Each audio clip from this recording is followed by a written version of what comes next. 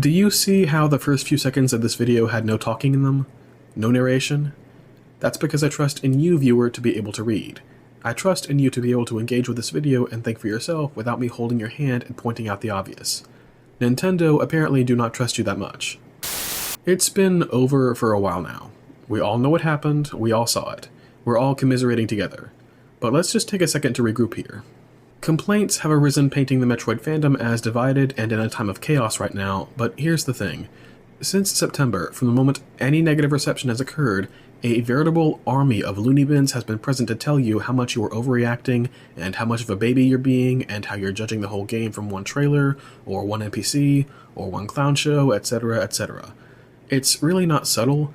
No skeptical viewpoint, no matter how restrained, will go unmolested by these weirdos who will tell you how fake of a fan you're being. These bozos will miss their own damn wedding before they miss a chance to shout you down about any perceived negative aspect of Metroid Prime 4. Open world slop is so ubiquitous these days that pretty much everyone who saw that stupid-ass motorbike in the desert environment knew what was happening and rightfully got angry, because it had no business in Metroid Prime, in any measure. And now that Miles McKenzie has dropped like a steaming turd, the same people that bitched at us over the bike are now bitching at us over the NPC, whining about how unreasonable everyone is being and how everyone is overreacting, and I have to ask, do you guys think you're slick? Do you think we can't smell bullshit? There's been much talk of tourists and grifters and real fans versus fake fans, and a lot of it has the obvious ring of projection or rage bait, because about a third of these people exhaustively defending Metroid Prime 4 from any attack at any cost are paid influencers.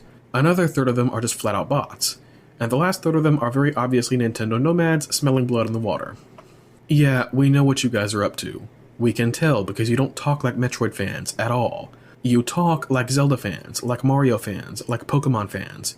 Your attacks against the apparently evil Metroid fandom for being just so unpleasable all have the same tone, the same ring of having spent time arguing back and forth in fan bases much bigger and more global than Metroid ever was. You sound like fans who are used to having a solidly good relationship with Nintendo, which is not a situation the Metroid fanbase has been in since 2007. I almost feel sorry for the Nintendo clowns. They had Zelda, but now Tears of the Kingdom is getting shit-talked on a weekly basis. They were going to have Mario, but Mario Kart World was a disaster and people hate it. They were going to have Pokemon, but people didn't even give it 10 minutes before they tore into ZA for being more corporate slop. So what's the Nintendo fan, so used to victory and moral superiority, supposed to do? Well, that Metroid Prime 4 game is one that Nintendo seems to have spent a long time cooking, even longer than Tears of the Kingdom. Looks like that's the new boat we'll be sailing, boys. But if only that pattern recognition could kick in and save everyone some time and some hassle. The only thing that awaits Nintendo fanboys these days is disappointment and humiliation, possibly forever. But this is what they decided to do, and now we have to suffer for it. And the struggle is real, because in order to paint themselves as a rational observer, these people have to portray dealing with 2-ish months of negative press that's pretty mild in the grand scheme of things, with some of the worst hate fests they've ever seen, which is fucking laughable if you've ever seen the depravity gamers are capable of when something is so hated it becomes fun to hate by itself.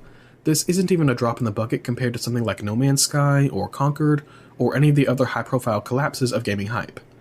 A lot of you guys acting like Metroid fans are some sort of unpleasable, whiny cuck fanbase clearly don't have the context you're pretending to have. If you'd been there in 2017, you would have had that context, and you would not be nearly so cocky. There's people getting too big for their britches and rolling their eyes saying, what, so Metroid Prime 4 should just be a clone of Metroid Prime 1? You know what? Yes, Metroid Prime 4 absolutely should be as close to Metroid Prime 1 as was humanly possible to make. Because that was the fucking assignment, and it was absolutely what Nintendo promised. Because Metroid Prime 4 wasn't hyped just because it took a long time to develop.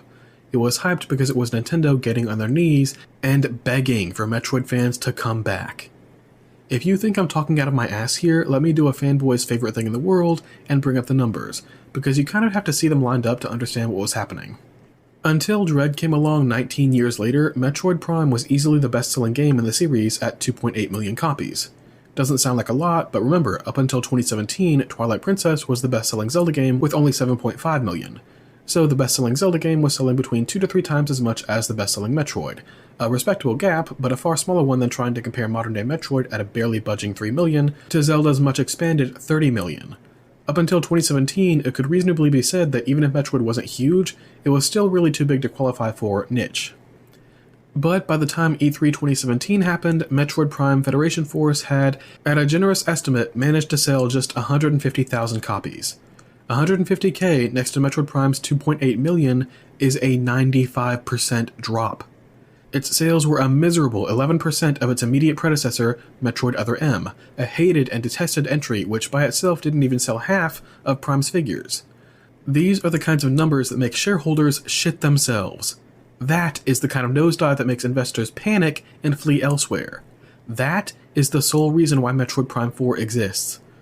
Because after Other M, after Federation Force, after coming out of that coke-induced delirium that made them confident enough to take down AM2R, Nintendo snapped back to reality and realized, oh shit, we might actually lose this fanbase for good. That is why, in 2017, Metroid fans got the winning lottery numbers and got trailers announced for not one, but 2 Metroid games in development, a crazy thing for a series Nintendo had long neglected. Samus Returns to take advantage of whatever remaining interest in the series remained, and Metroid Prime 4, a screaming, crying, and throwing up plea for Metroid fans to stick around. It was, look, we know what you like, we can give you more of what you like, don't leave yet, there's good things in store, we promise! The Metroid Prime trilogy had been neatly wrapped up already, with the little Psylocke hook at the end of 3 not really having been capitalized on, and no one really minding, because he didn't represent any unresolved threads, and the larger story was all taken care of. Quite literally, the only reason to create a Metroid Prime 4, let alone tease it years before it ever had a shot of seeing sunlight, was to try and build a bridge for Metroid fans to come back to Nintendo. Bandai Namco probably got the memo that they were developing the new Prime game at the same time fans did, for crying out loud. So yeah, fans expected something very close to Metroid Prime 1, which was so obviously the GOAT and the source of nostalgia Nintendo were relying on that its title card music is the one played over the OG Prime 4 trailer. They knew exactly what Metroid fans wanted, and knew exactly how to create it again. But fast forward to 2025, and apparently all that's been forgotten in favor of trying to hammer in enough Charlie Day characters to create an inevitable Metroid movie. Because that's what Nintendo does now. Movies. Not movies anyone ever asks for or really likes all that much. Movies the Disney Plus way, where the only people really hyping it up are diehard fans on Twitter and the bulk of the revenue it generates is just disinterested parents trying to keep their kids occupied for a while. These oblivious, rage-baiting buffoons who try and mock themselves up as real Metroid fans for valiantly choosing to hype Metroid Prime 4 in the face of imminent disaster are fooling themselves. You cannot make people believe that Metroid fans are unpleasable or infamously toxic or unable to appreciate anything. Metroid fans are, in fact, one of the easiest fanbases to please, possibly ever. They have one thing that they like, one very specific thing with an easy recipe to follow. No trailblazing or experimentation or even really any risks required. All you have to do is hand them a Metroid game and they eat it up every time. Historically, the only times Metroid fans have ever been upset in any statistically significant fashion is when they were handed something that was very obviously not a Metroid game. And the one time that it turned out to be a really good Metroid game, they took it back. They ate their words, they apologized, and were like, I was not familiar with their game, and then they made it Game of the Year and one of the most respected games of all time. Funny how that works. Funny how it works when your fanbase knows what they want and only start getting aggravated when you insist on fucking with it. And a lot of these dipshit freaks on the internet are very brave. They seem very, very overconfident that this is the one that'll finally make Metroid blow up. I mean, read this one cuckoo dude's tweet essay and you'll see. So I watched the overview trailer and a few previews for Metroid Prime 4, the game looks amazing. The music, art direction, and gameplay look stellar. The $100 million plus budget was put to good use.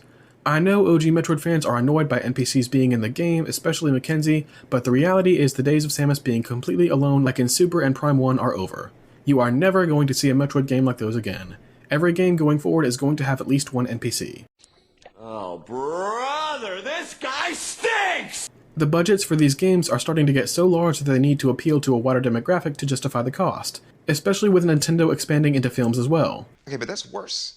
I mean, you do get how that's worse, right? Mackenzie is annoying as fuck, but so was Zelda in Breath of the Wild and TOTK. I'm like, what did he say fuck me for? And her voice acting was horrible.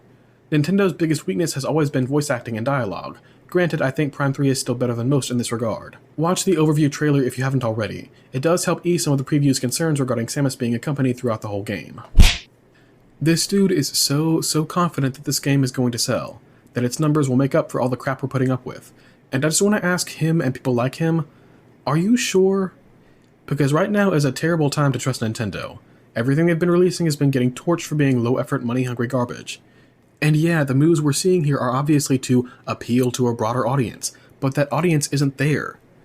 Yeah, theoretically Metroid could pull some God of War garbage and change everything about itself and appeal to a completely different set of people and then be handsomely rewarded for it, just blowing up into unforeseen popularity. But the thing is, as much as I despise God of War doing that, Sony was aping an obviously well-liked game called The Last of Us that was still respected at that point. Breath of the Wild, when it did something similar, was taking advantage of how popular open-world games were at the time.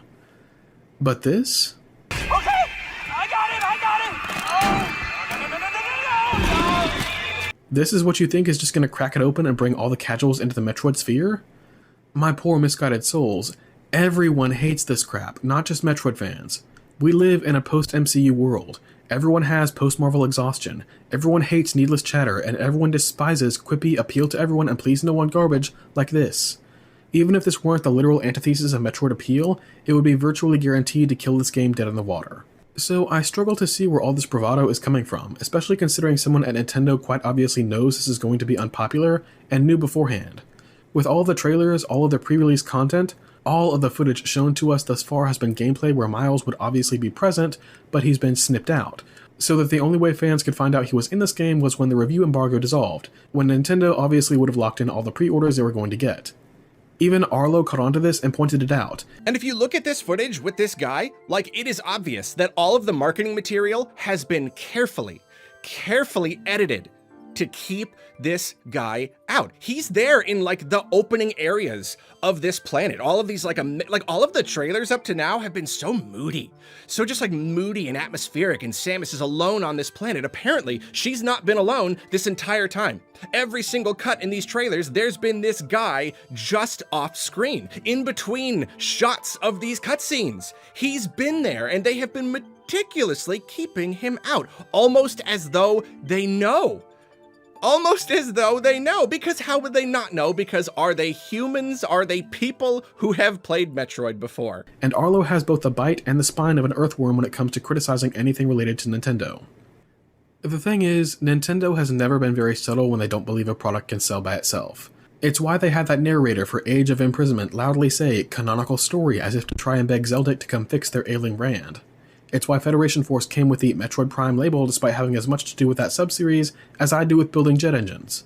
And it's why the review embargo was in place at all, let alone carefully trimming Miles out of the trailers.